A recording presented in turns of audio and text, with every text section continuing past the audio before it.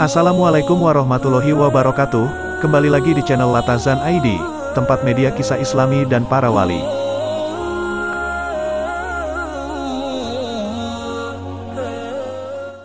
Kali ini akan menceritakan tentang kisah ulama Nusantara yang namanya harum di belahan dunia Islam.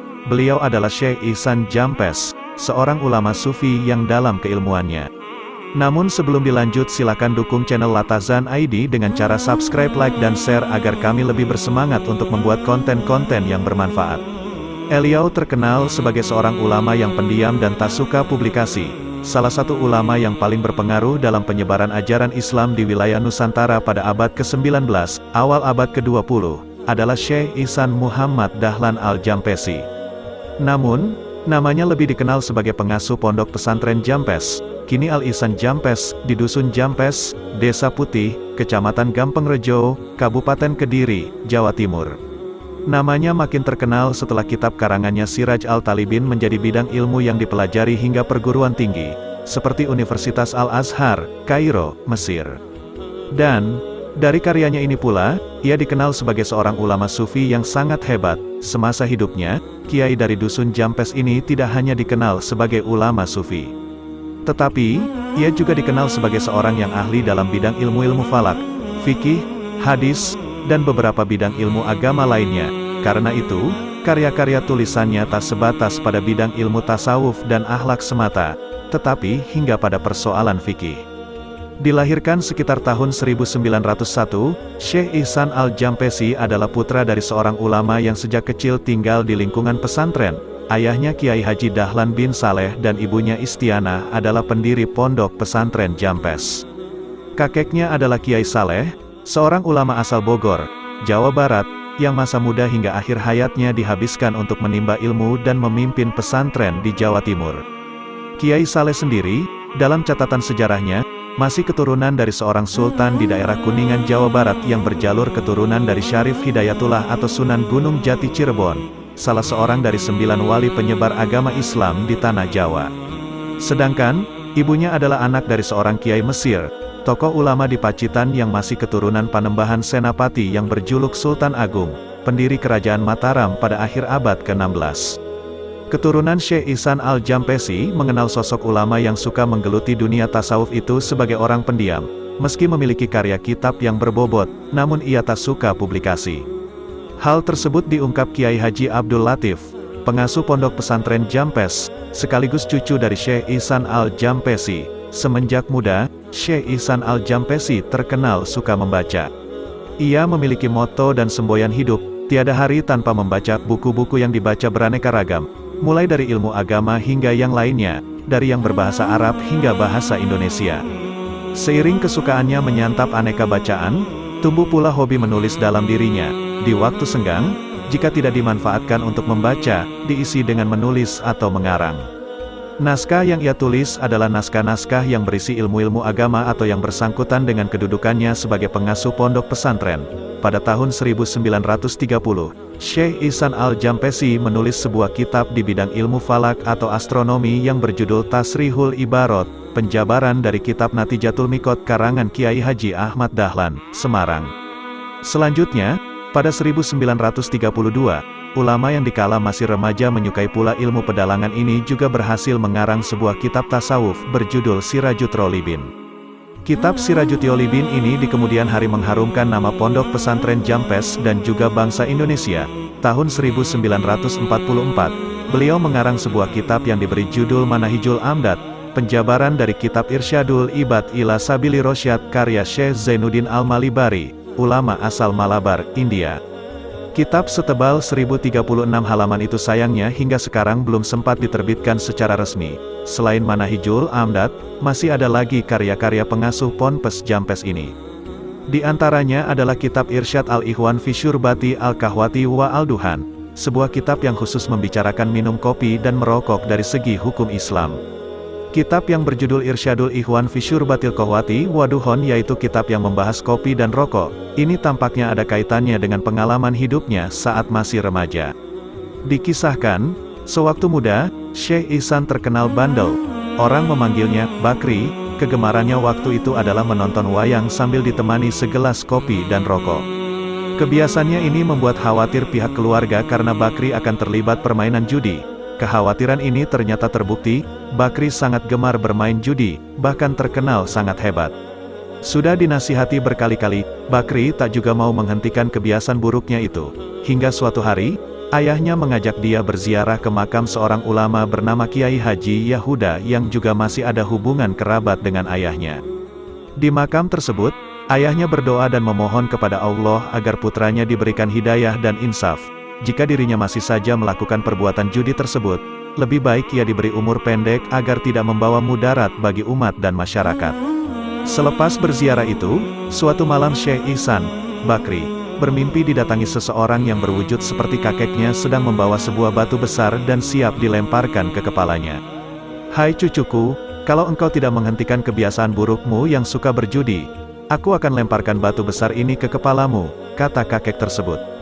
Ia bertanya dalam hati, apa hubungannya kakek denganku, mau berhenti atau terus? Itu bukan urusan kakek, timpal Syekh Ihsan. Tiba-tiba, sang kakek tersebut melempar batu besar tersebut ke kepala Syekh Ihsan hingga kepalanya pecah. Ia langsung terbangun dan mengucapkan istighfar, "Ya Allah, apa yang sedang terjadi? Ya Allah, ampunilah dosaku." Sejak saat itu, Syekh Ihsan menghentikan kebiasaannya bermain judi dan mulai gemar menimba ilmu dari satu pesantren ke pesantren lainnya di Pulau Jawa. Mengambil berkah dan restu dari para ulama di Jawa, seperti Kiai Haji Soleh Darat, Semarang, Kiai Haji Hashim Asy'ari, Jombang, dan Kiai Haji Muhammad Khalil Bangkalan, Madura. Tawaran Raja Mesir di antara kitab-kitab karyanya, yang paling populer dan mampu mengangkat nama hingga ke mancanegara adalah Sirajut Tolibin. Bahkan, Raja Farouk yang sedang berkuasa di Mesir pada 1934 silam pernah mengirim utusan ke dusun Jampes hanya untuk menyampaikan keinginannya agar Syekh Ihsan Al-Jampesi bersedia diperbantukan mengajar di Universitas Al-Azhar, Kairo, Mesir. Namun, beliau menolak dengan halus permintaan Raja Farouk lewat utusannya tadi dengan alasan ingin mengabdikan hidupnya kepada warga pedesaan di tanah air melalui pendidikan Islam. Dan, keinginan Syekh Ihsan Al-Jampesi tersebut terwujud dengan berdirinya sebuah madrasah dalam lingkungan pondok pesantren Jampes di tahun 1942. Madrasah yang didirikan pada zaman pendudukan Jepang itu diberi nama Mufatiul Huda yang lebih dikenal dengan sebutan MMH, Madrasah Mufatiul Huda. Di bawah kepemimpinannya, pondok pesantren Jampes terus didatangi para santri dari berbagai penjuru tanah air untuk menimba ilmu. Kemudian, dalam perkembangannya, pesantren ini pun berkembang dengan didirikannya bangunan-bangunan sekolah setingkat sanawiyah dan aliyah. Dedikasinya terhadap pendidikan Islam di tanah air terus ia lakukan hingga akhir hayatnya pada tanggal 15 September tahun 1952. Sirajut Tilibin, kitab yang syarat dengan ilmu tasawuf. Umat muslim yang pernah menuntut ilmu agama di pesantren tentu pernah mendengar atau bahkan memiliki sebuah buku berbahasa Arab berjudul Sirajut Tolibin karya Syekh Ihsan Dahlan Al-Jampesi. Kitab tersebut merupakan syarah Minhajul Abidin karya Imam Al-Ghazali, seorang ulama dan filsuf besar di masa abad pertengahan. Kitab Sirajut Tolibin disusun pada tahun 1933 dan diterbitkan pertama kali pada 1936 oleh penerbitan dan percetakan An-Banhaniyah milik Salim bersaudara yaitu Syekh Salim bin Sa'ad dan saudaranya Ahmad, di Surabaya yang bekerja sama dengan sebuah percetakan di Kairo, Mesir, Mustafa Al-Bebi Halabi. Yang terakhir adalah percetakan besar yang terkenal banyak menerbitkan buku-buku ilmu agama Islam karya ulama besar abad pertengahan. Sirajut Tolibin terdiri atas 2 jilid. Jilid pertama berisi 419 halaman dan juz kedua 400 halaman. Dalam periode berikutnya, kitab tersebut dicetak oleh Darul Fikr, sebuah percetakan dan penerbit di Beirut, Lebanon. Dalam cetakan Lebanon, setiap juz dibuat 1 jilid. Jilid pertama berisi 544 halaman dan jilid kedua 554 halaman. Kitab tersebut tak hanya beredar di Indonesia dan negara-negara yang penduduknya mayoritas beragama Islam, tetapi juga di negara-negara non-Islam, seperti Amerika Serikat, Kanada, dan Australia, di mana terdapat jurusan filsafat, teosofi, dan Islamologi dalam perguruan tinggi tertentu. Sehingga, kitab Sirajut Tolibin ini menjadi referensi di mancanegara. Tidak hanya itu, kitab ini juga mendapatkan pujian luas dari kalangan ulama di Timur Tengah. Karena itu, tak mengherankan jika kitab ini dijadikan buku wajib untuk kajian pascasarjana Universitas Al-Azhar Kairo, Mesir, sebuah lembaga perguruan tinggi tertua di dunia. Kitab ini dipelajari beberapa perguruan tinggi lain dan digunakan oleh hampir seluruh pondok pesantren di tanah air dengan kajian mendalam tentang tasawuf dan akhlak. Menurut Kiai Haji Said Akil Siraj, seperti dikutip dari situs Nu Online, kitab ini juga dikaji di beberapa majelis taklim kaum muslim di Afrika dan Amerika. Karya fenomenal ulama dari Dusun Jampes, Kediri, ini belakangan menjadi pembicaraan hangat di tanah air ini setelah sebuah penerbitan terbesar di Beirut, Lebanon, kedapatan melakukan pembajakan terhadap karya Syekh Ihsan Muhammad Dahlan Al-Jampesi. Perusahaan penerbitan dengan nama Darul Kutub Al-Ilmiyah ini diketahui mengganti nama pengarang kitab Sirajut Tolibin dengan Syekh Ahmad Zaini Dahlan. Bahkan, kitab versi baru ini sudah beredar luas di Indonesia. Dalam halaman pengantar kitab Sirajut Tolibin versi penerbit Darul Kutub Al-Ilmiyah, nama Syekh Ihsan Al-Jampesi di paragraf kedua juga diganti dan penerbit menambahkan 3 halaman berisi biografi Syekh Ahmad Zaini Dahlan yang wafat pada 1941, masih satu generasi dengan Syekh Ihsan Al-Jampesi yang wafat pada 1952. Sementara itu, keseluruhan isi dalam pengantar itu bahkan keseluruhan isi kitab 2 jilid itu sama persis dengan kitab asal. Penerbit juga membuang takarit atau semacam pengantar dari Syekh Kiai Haji Hashim Asy'ari, Jombang, Syekh Kiai Haji Abdurrahman bin Abdul Karim, Kediri, dan Syekh Kiai Haji Muhammad Yunus Abdullah, Kediri. Kitab tersebut menawarkan konsep tasawuf di zaman modern ini, misalnya, pengertian tentang uzlah yang secara umum bermakna pengasingan diri dari kesibukan duniawi.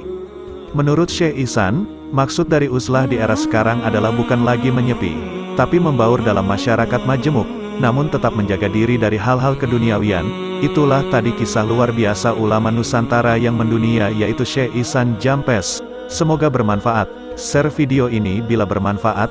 Assalamualaikum warahmatullahi wabarakatuh.